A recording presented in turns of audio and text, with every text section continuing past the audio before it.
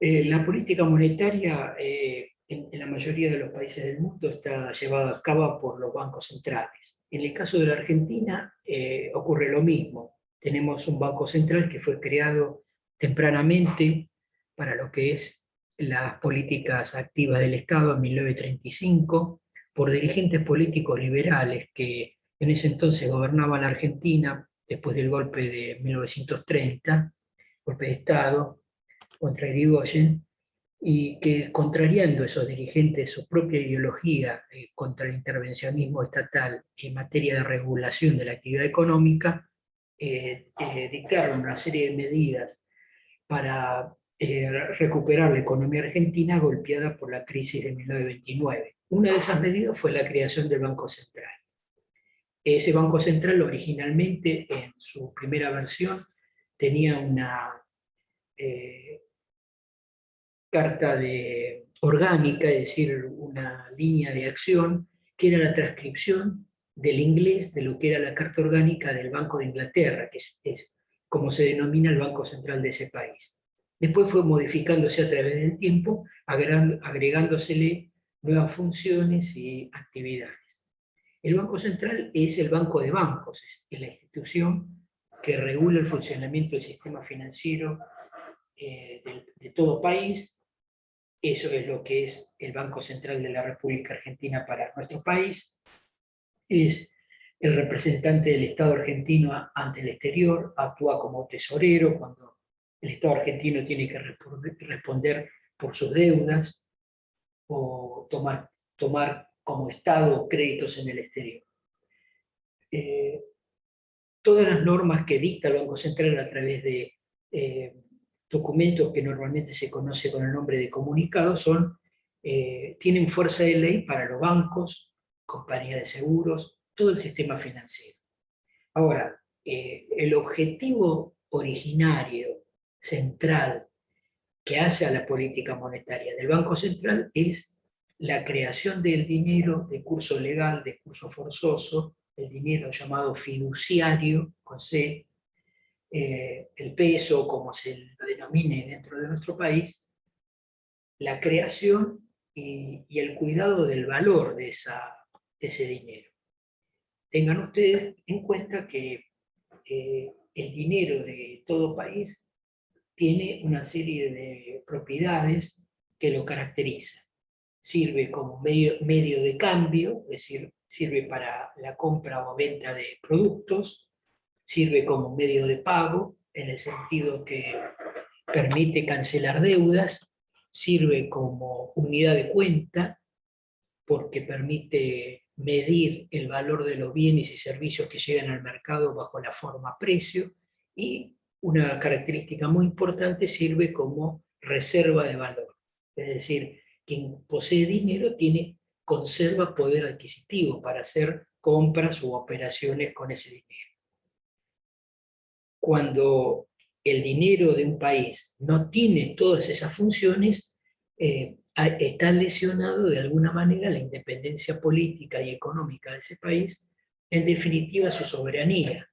Por eso países como la Argentina, de mediano desarrollo, más pobres, tienen como característica distintiva, uno puede distinguir el carácter atrasado, relativamente atrasado respecto a los países centrales, por el hecho de que el dinero de curso legal, de curso forzoso, no cumple con todas esas funciones, porque, por ejemplo, el dinero, el peso que circula en Argentina, cuesta mucho ser visualizado, o que sea visualizado por los habitantes de este país o por quienes vienen del exterior como reserva de valor. Por ejemplo, hay operaciones comerciales como las operaciones inmobiliarias que se realizan en divisas, es decir, en moneda extranjera, más fuerte como el dólar. Ese es un indicio de la debilidad del peso argentino, de las limitaciones que tiene el Banco Central y el Estado argentino. El Banco Central forma parte del Estado, aunque no depende funcionalmente de ninguna otra institución, es autárquico, y el hecho de que el peso no sea aceptado por el conjunto de la sociedad con todas esas funciones demuestra sus limitaciones. Bueno, yo les decía, el Banco Central tiene como objetivo principal crear el dinero. Cuando crea dinero, a este se lo denomina dinero primario, es una cuestión arbitraria denominarlo así, y sobre todo preservar su valor. A través del tiempo se le ha incorporado otros objetivos. Por ejemplo, en la actualidad, además tiene que contribuir a la creación de empleo, a contribuir al crecimiento de la economía, pero el objetivo originario y fundamental es el que les mencioné antes, cuidar el valor del peso. ¿Cómo lo hace? Bueno, crea dinero. ¿Cómo crea dinero? Le encarga a una institución privada, a una imprenta privada o pública o del Estado, la fabricación de esos billetes y monedas, con ciertas medidas de seguridad. Las compra a un determinado, ese costo siempre es menor que la denominación que tiene el billete, la moneda, es decir, que ahí ya obtiene el Banco Central una ganancia entre el costo que tiene ese dinero y el que figura como valor en su texto, y lo lanza al mercado. El dinero comienza a circular, participa de todas las operaciones comerciales, etcétera, que hacen a esas propiedades que el dinero tiene, y entonces en algún momento, para que esta explicación esquemática que les estoy haciendo se pueda entender, llega a algún banco comercial. ¿Quién es el propietario? Entonces, para entender cómo funciona este mecanismo y cuál es el papel que juega el Banco Central, yo hice dos T de mayor. La del Banco Central, activo y pasivo, y la de un banco privado, amigo, el Santander, conocido por todos. Y entonces lo primero que voy a mostrarles es que cuando el Banco Central crea dinero, billetes y monedas en mano del público, a eso se llama oferta monetaria y se lo denomina contradictoriamente, confusamente, también con la letra M, con la misma que usamos para denominar las importaciones. Todo para ayudar a vuestra confusión. Billetes y monedas en manos del público es la oferta monetaria. Digamos que en un momento determinado el Banco Central crea 100 millones de pesos de oferta monetaria, comienza a circular, y supongamos que por una de esas cosas de la vida, estoy dando un ejemplo arbitrario, todo ese dinero termina en el Banco Santander. Pero antes, digamos lo siguiente, ¿por qué lo puse en el pasivo del Banco Central? Porque nosotros, las personas humanas o físicas y jurídicas, nos transformamos hipotéticamente en acreedores del Banco Central, porque tenemos un activo que tiene un determinado valor expresado en su texto, que teóricamente nosotros estaríamos en condiciones de reclamar ante el Banco Central su equivalente en oro, divisas, bonos. Obviamente nadie hace eso, y no se les ocurra ir al Banco Central a la calle San Martín y Bartolomé Mitre, donde está la sede del Banco Central en la capital, a hacer ese reclamo, porque los van a sacar corriendo o envueltos en esas frazadas blancas con las cuales se lleva a la gente a los centros de salud mental. Ese dinero comienza a circular y en algún momento llega al Banco Santander. ¿Bajo qué forma? Bajo la forma de depósitos. Lo vamos a ver. Esos depósitos constituyen para el Banco Santander también un pasivo, porque el Banco Santander se hace cargo de ese dinero que es nuestro, y a cambio del cual nos paga, por el hecho de poseer ese dinero, nos paga una tasa de interés. Esa tasa de interés que nos paga la llamamos tasa de interés pasiva. Yo la voy a denominar así, en suspenso.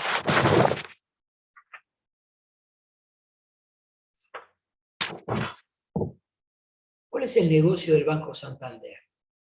El negocio del Banco Santander Primero es tener liquidez.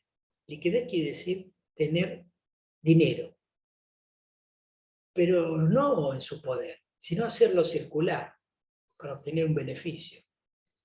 ¿Cómo lo hace circular? Prestándolo. Entonces da créditos, préstamos a los particulares, a las empresas o a los consumidores. Esos préstamos los voy a denominar con la letra, esos créditos con la letra C. Ahí sí son un activo para el Banco Santander. La denominación que encuentren en los libros de texto es mejor que la que yo uso, pero bueno, estoy usando esta terminología, y por esos créditos que toma, recibe de nosotros, que los recibimos, una tasa de interés que llamamos activa. La tasa de interés activa siempre es mayor que la pasiva. Es decir,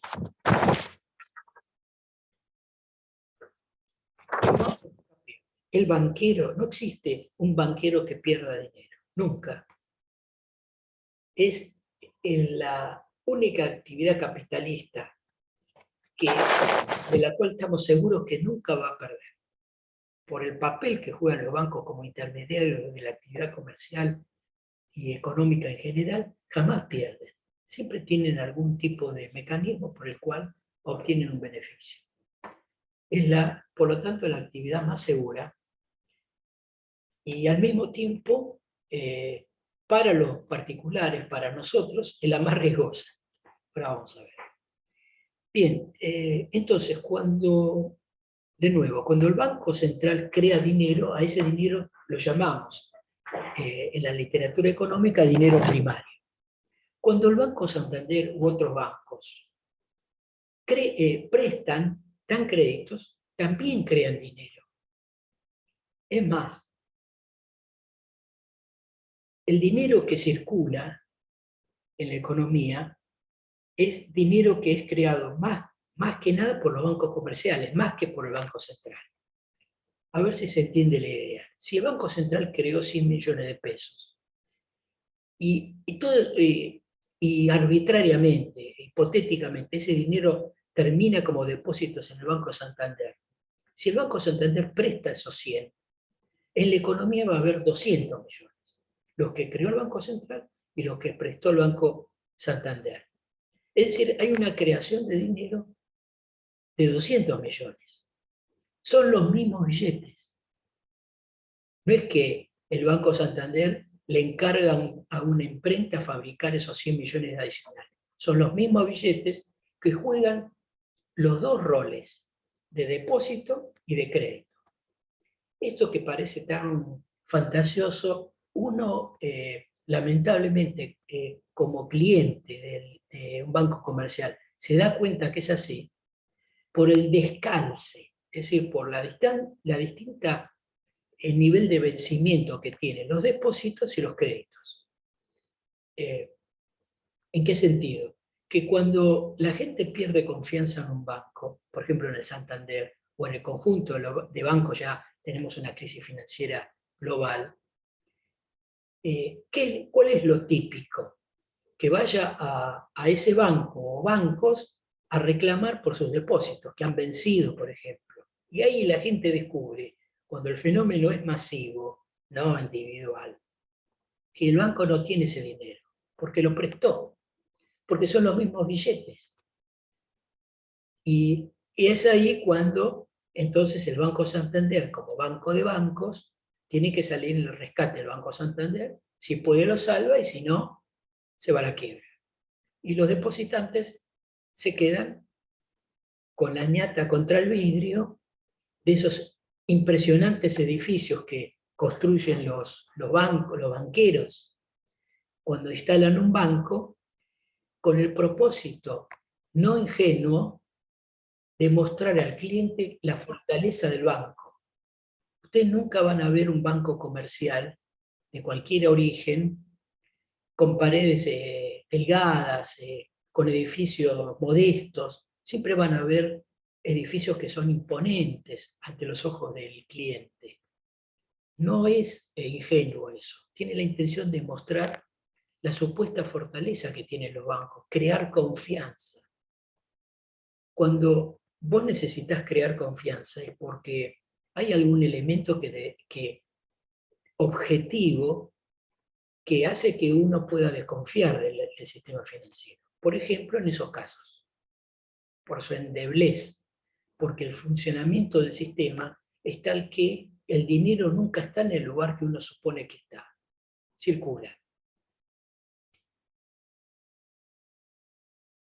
El Banco Central, dado este ejemplo, ya podemos decirlo, tiene, para cumplir con el objetivo que les mencioné, tiene a su alcance herramientas de tipo cualitativo y de tipo cuantitativo para lograr su objetivo. La herramienta cualitativa más importante que tiene el Banco Central es la de tratar de crear, por distintos medios de difusión, confianza de la gente en el sistema financiero. Porque lo peor que le puede pasar al capitalismo de cualquier país, Estados Unidos para abajo, es que la gente pierda confianza en los bancos. Es decir, no vaya a los bancos a depositar, a abrir plazos fijos, a realizar operaciones como las que sabemos, a cobrar su sueldo, etc. La confianza es clave. Cada vez que se produce una crisis, como fue la del 2001-2002 en Argentina, o la del 2008-2009 a nivel mundial y también en Argentina, lo que inmediatamente hacen los bancos centrales es tratar de recrear esa confianza para que la gente vuelva a los bancos. Finalmente lo logra, porque la gente no tiene más remedio que depender de esos intermediarios claves en el funcionamiento de la circulación de mercancías. El crédito es clave en el capitalismo. Si no hay crédito, no hay capitalismo. Bien, entonces, esa herramienta cualitativa es la persuasión al público para que confíe en los bancos. Y si se va, vuelva. Pero también tiene herramientas cuantitativas. Una de ellas, que les voy a mencionar 2 o 3, se llama encaje bancario. También se la denomina coeficiente legal de caja. Encaje bancario, coeficiente legal de caja. Y consiste en un porcentaje que el Banco Central le impone a los bancos sobre los depósitos, de tal manera que, en virtud de ese porcentaje, los bancos no pueden prestar todo el dinero que recibieron. Prestan menos que eso.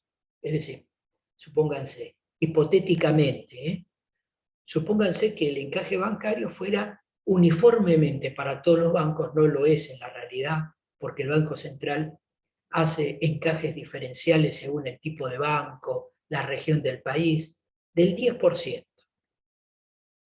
Así que de esos 100 millones, solo se pueden prestar 90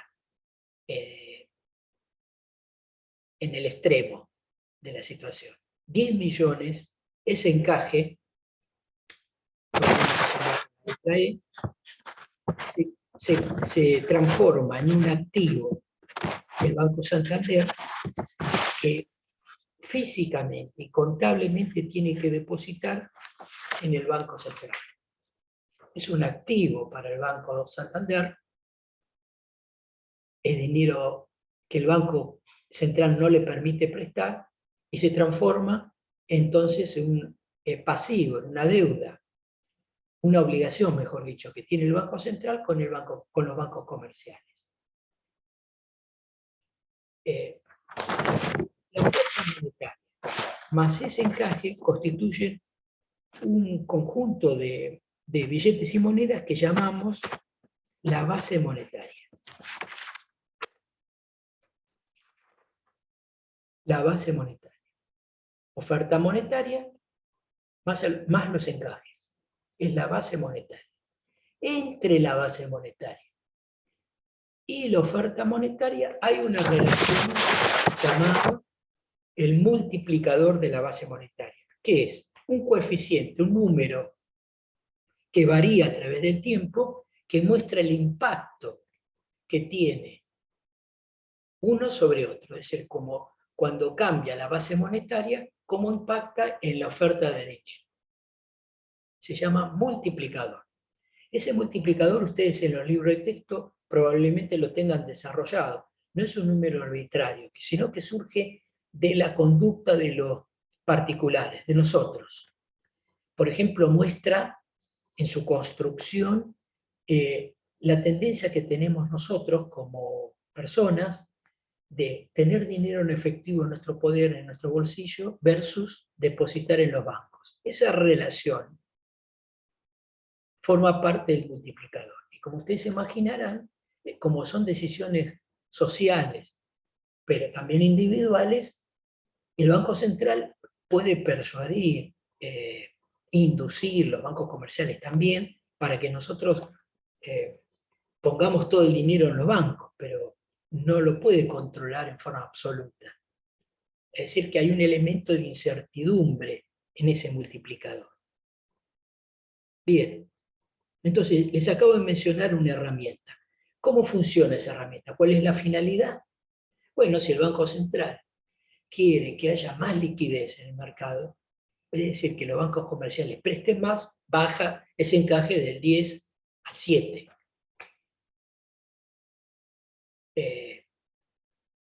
O sea, si quiere inyectar liquidez.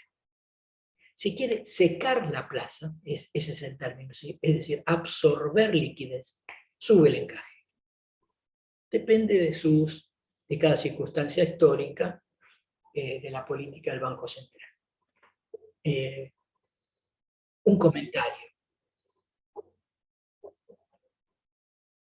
Los bancos centrales son, teóricamente, en todos los países instituciones autárquicas, es decir, que no dependen de las decisiones del presidente de turno o del poder legislativo. Tienen sus propias normas, la Carta Orgánica, pero es muy difícil encontrar un banco central que actúe independientemente del ministro de Economía o de Hacienda del gobierno de turno. Hay un entrelazamiento tal entre los bancos y la actividad productiva que sería una tontería que el Banco Central vaya por un lado con cierta por ejemplo, lleve adelante una política monetaria para secar la plaza, mientras el ministro de Economía está tratando de incentivar la actividad económica. Esa contradicción se resuelve, o renuncia el ministro de Economía, o lo llaman al presidente del Banco Central y lo ponen en caja. Es un debate político, ideológico, el considerar que un banco central puede ser independiente del gobierno de turno. Si lo fuese, si se diese esa circunstancia, va a caer en manos de los bancos comerciales. Es decir, o es el banco, o es el Poder Ejecutivo el que de alguna manera coordina, o son los bancos comerciales más poderosos, Santander, el Citibank, el Deutsche Bank, los que lo controlan. No es una institución que puede actuar como si el resto del mundo no existiese. Tiene que ver con la relación de fuerzas que hay entre los sectores económicos más concentrados, más poderosos de un país y del mundo, y el Estado. Bien, una de las herramientas que les mencioné es este encaje bancario. Otra herramienta que es poco conocida es la tasa de redescuento. La tasa de redescuento. ¿En qué consiste? Bueno, hace décadas, uno de los instrumentos comerciales que se utilizaba eran los pagarés. Eran unos papeles en cuyo texto una persona se comprometía a pagar en un cierto plazo, 90, 180 días, una suma de dinero a alguien que le había vendido un producto. Era un compromiso de pago, pagaré. El nombre lo indica. Bien. Los comerciantes, los empresarios que recibían pagarés, y ahora esa figura es normalmente reemplazada por el cheque diferido, es decir, aquellos cheques que son emitidos con vencimiento en una fecha posterior. Bueno, los que reciben eso, los empresarios que reciben ese tipo de papeles, a veces necesitan, a veces siempre, que esos papeles se transformen en dinero. Y entonces suelen ir a su banco amigo, pónganle el Santander, a la sucursal donde tiene su cuenta, a pedir que le descuenten ese pagaré, esos pagarés o esos cheques. Que le descuenten quiere decir que los tome la institución financiera y a cambio de una tasa de interés que llamamos tasa de descuento, le acredite en cuenta una suma de dinero. Pónganle, tiene pagarés o cheques por 50 millones de pesos, y bueno, es un buen cliente, el banco, el gerente le dice, te los tomo. Tenés 48 millones, pónganle, mañana mismo lo tenés en la cuenta. Esa diferencia es la tasa de descuento, es decir, el interés que le cobra el banco por intervenir, por hacerse cargo de esa deuda. Ahora bien, ese por lo tanto es un mecanismo de creación de dinero. El banco comercial jamás se va a quedar con esos papeles, porque no le sirve para nada.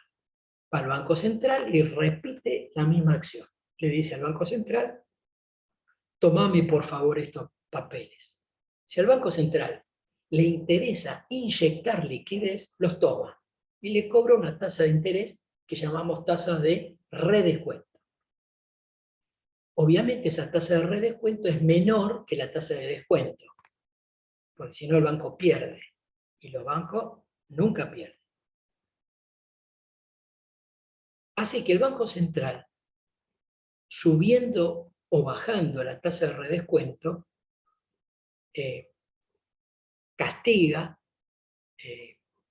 impide, traba ese tipo de operatorio o la incentiva. Si sube la tasa de redescuento, encarece inevitablemente la tasa de descuento, entonces los bancos serán más reacios a tomar esos pagarés o cheques. Si la baja, todo lo contrario, estará intentando inyectar más liquidez, crear más dinero. Ahí tienen una segunda herramienta cuantitativa que el Banco Central controla. Y una tercera que podemos mencionar son las operaciones de mercado abierto.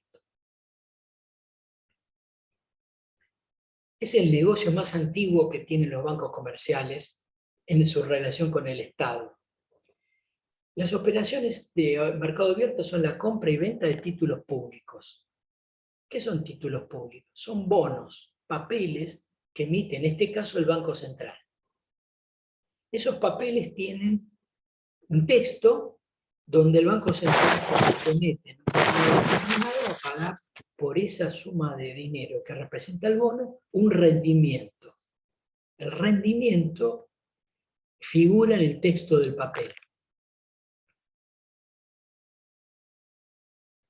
Entonces, cuando el Banco Central quiere secar la plaza, sacar liquidez, emite esos bonos. ¿A quién se los ofrece? Los bancos. Hace una licitación de precios.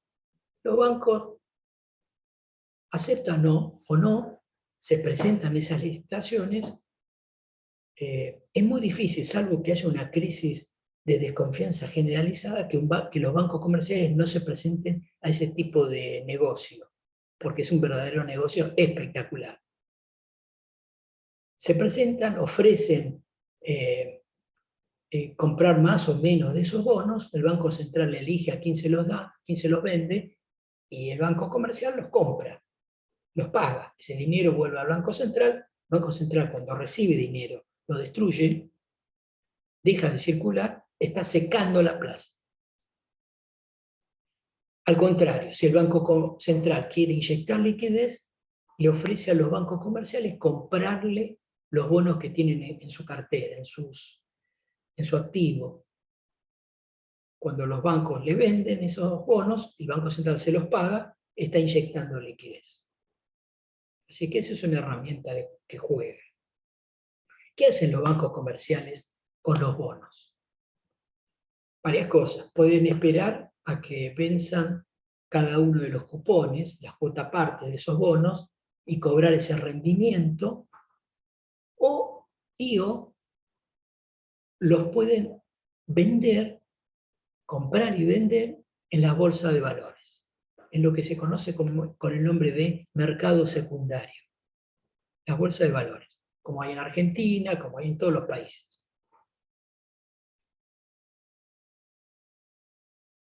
En la bolsa de valores, esos bonos se ofrecen y demandan, como cualquier activo. En función de la oferta y la demanda, el bono toma un precio. La relación entre el rendimiento que les mencioné, que tiene el bono, y el precio que surge de la oferta y la demanda, determina una tasa de interés. La tasa de interés de los bonos. A ver si se ve. El rendimiento está en el texto del bono. Los precios surgen del mercado secundario. Esa relación determina la tasa de interés. Esa tasa de interés es la que yo les mencionaba cuando hablábamos de la inversión privada y de cómo los empresarios comparan sus expectativas, la eficacia marginal de capital, con la tasa de interés. Esa es la tasa de interés con la cual se compara en la teoría macroeconómica los futuros negocios. La tasa de interés actúa como un factor negativo desde el punto de vista de los negocios productivos. Si sube la tasa de interés, eso hace que la inversión caiga, como habíamos visto. Pero yo quería concentrarme en esa tercera herramienta, la compra y venta de títulos públicos u operaciones de mercado abierto. Por último, hay una herramienta que usan los bancos, una de las tantas herramientas que usan los bancos, que consiste en que cuando se producen esas crisis de confianza, y el Santander empieza a teclear, a mostrarse débil. ¿Cómo se muestra débil un banco? Cuando no tiene liquidez, cuando el domingo a la noche los dueños del banco saben que al otro día si abren, no tienen cómo devolver los depósitos. Entonces, una cuarta operatoria consiste en darle préstamos, créditos de muy corto plazo, a 24 horas, al Santander, para que atienda esa demanda desesperada de los clientes que perdieron confianza, y que el banco comercial, una vez que se restituyó la confianza, tiene que devolver al Banco Central pagando una tasa de interés. Ese tipo de préstamos de cortísimo plazo se denomina en inglés, perdón por el inglés, overnight. En la noche callada, yo diría. Profe, una pregunta, ¿cómo se llama? Ahí. Sobre la noche. Nunca del inglés transcriban en forma textual al castellano. ¿Sí? Son expresiones, siempre usan expresiones en el mundo financiero semijocosas, irónicas, ¿no? Es típico. Es una forma de disimular lo árido y aburrido que es la actividad financiera y de los banqueros. Ahora, ese aburrimiento se ve compensado porque estos tipos nunca pierden guita. No hay banquero que se muera de hambre, mientras conserve no le venga una CB o se muera. No existe, en el mundo no ha existido nunca un banquero que se muera. A lo sumo se fuga si su banco se hunde, pero él se va, no con una mano atrás y otra adelante. Hemos tenido ejemplos en Argentina de gente que se fugó en la época justamente del 2001, o antes, en la época de la dictadura cívico-militar. Recuerdo bancos que quebraban, los banqueros fugaban, nunca más se lo encontró. Pero no se fueron nadando a algún cueva fiscal, se fueron bien. Ok.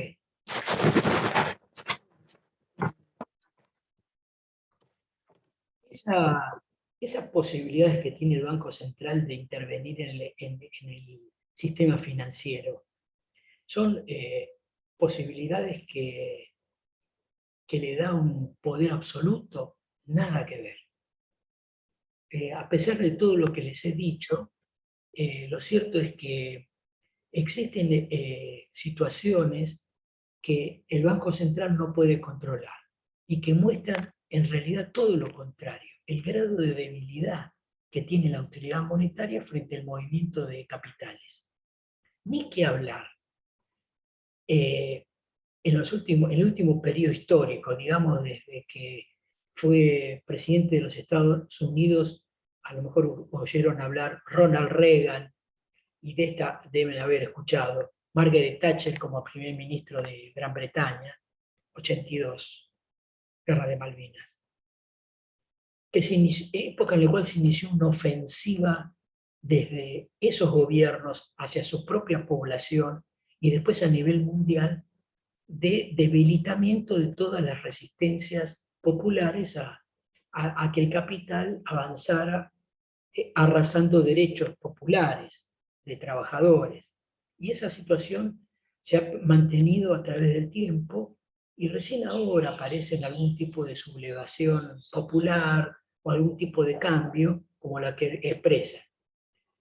Los países latinoamericanos en la actualidad, Chile, Perú, Colombia, la propia Argentina con este tipo de gobierno, Macri no pudo reelegir con 50.000 millones de dólares que le prestó el Fondo Monetario para que pudiera hacerlo, digamos, chocó la calecita, y la aparición de un personaje como Biden en Estados Unidos, como presidente, que ha cambiado el discurso y que, aunque les parezca mentira, está llamando a los trabajadores norteamericanos a sindicalizarse, lo cual pone de manifiesto el grado de no sindicalización que tienen los trabajadores, la debilidad de la clase trabajadora que se inició con el gobierno de Ronald Reagan, hace bastante tiempo estoy hablando, década del 80. Así que la debilidad del Banco Central es histórica, y esa se expresa a través de una expresión que van a ver en los libros de texto que se llama factores autónomos de creación o absorción de la base monetaria. Factores autónomos, es decir, no controlados por el Banco Central, de creación, es decir, de expansión, o absorción, succión de la base monetaria. Se los voy a mencionar para ir cerrando. El sector externo. Si un frigorífico que está en Argentina vende carnes a China, carne bovina, como ocurrió hasta hace un mes, hasta que se lo trabaran, ¿qué hace? Envía la carne, cobra. Esos yuanes o dólares, no sé cómo lo cobra, entran al mercado financiero argentino por el mecanismo electrónico. El Banco Central lo único que puede hacer es reconocerle en una cuenta a ese exportador esos dólares y emitir pesos para que ese exportador pueda hacer con esos pesos lo que quiera. Es decir, crea dinero generado por esos dólares que ingresó. Si es que el exportador trae los dólares aquí y no evade, como se descubrió últimamente. Al revés, si un importador, pónganle una empresa automotriz, necesita comprar un equipamiento que no se fabrica en Argentina, va a comprar en el mercado de cambios dólares o moneda o divisas. El Banco Central tiene que aceptar que ese importador compre esas divisas, recibe pesos, absorbe esos pesos y entrega dólares. Es decir, es un mecanismo que el Banco Central tiene que convalidar. Lo mismo pasa en los créditos, en los préstamos. Por ejemplo, ahora Martín Guzmán, el ministro de Economía, acaba de hacer un acuerdo con el denominado elegantemente Club de París, como si fuera un club de fútbol, que es un conjunto de países acreedores comerciales de la Argentina que se creó en la década del 50, y así lo denominó el gobierno de aquel entonces, Club de París, acordó que de la deuda que venía de hace décadas con ellos, de más de 2.000 millones de dólares, se los va a pagar en cómodas 8 cuotas, 8 cómodas cuotas. La primera este año de 400 millones de dólares y así sucesivamente. Bueno, el Banco Central, cuando Guzmán le diga, pagamos, tiene que, digamos, hacerse cargo de esa deuda y girar ese dinero. Eso es un factor de absorción de la base monetaria. A ver, es decir, el sector externo en materia financiera también actúa como factor de absorción o de creación. Y otro área donde el Banco Central solo puede convalidar es el área fiscal. Típicamente, en la Argentina hay una ley llamada de coparticipación federal, por la cual todos los impuestos que recauda el Estado Nacional, IVA, ganancia, bienes personales, por ejemplo, los tiene que distribuir un porcentaje a cada estado provincial, en función de un criterio fijado por la ley. Cuando hace eso, el Banco Central lo único que está habilitado para hacer es girar el dinero, es decir, crear dinero hacia la provincia. Y al revés, si alguna provincia, algún gobernador se levanta algún día medio borracho y decide devolver parte de los créditos que le otorgó la nación, ese es un factor de absorción de la base monetaria. Pero el Banco Central actúa ahí como si fuera un cajero, un tesorero del Estado Nacional.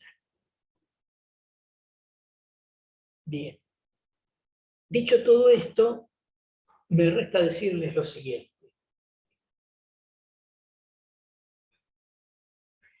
Acá tenemos en forma esquemática definida, entonces, cómo funciona el mercado de activos, así se lo llama, mercado financiero. Y hemos visto con anterioridad cómo funciona la demanda agregada, la demanda efectiva. En la próxima clase vamos a poder trabajar, o en el próximo video vamos a trabajar, con ambos mercados combinados.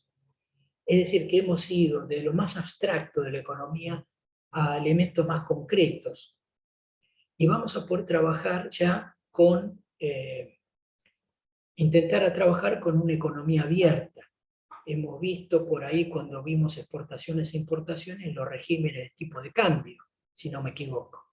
Así que vamos a ver cómo funcionan ambos mercados con una economía abierta, con distintos tipos de cambio, fijo o flotante, con una suposición que está presente en este modelo y que no guarda mucha relación con la realidad argentina actual.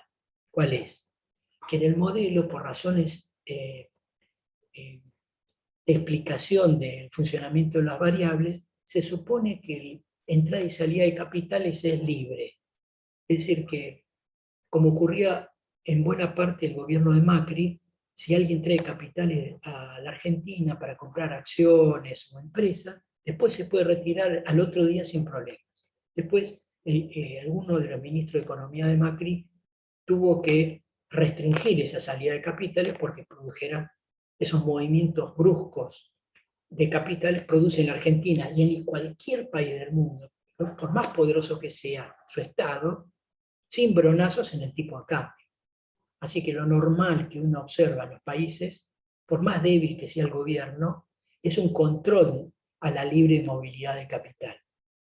Por supuesto, esto genera rechazos, artículos periodísticos, denuncias, campañas periodísticas de los autodenominados periodistas que actúan como lobistas de esos grandes capitales, poniendo cara de yo no fui, y hablando de la libertad económica como si esa movilidad de capital no tuviese ningún efecto. Bien, acá paro la parte grabada, desgrabo, separo la grabación y respondo preguntas.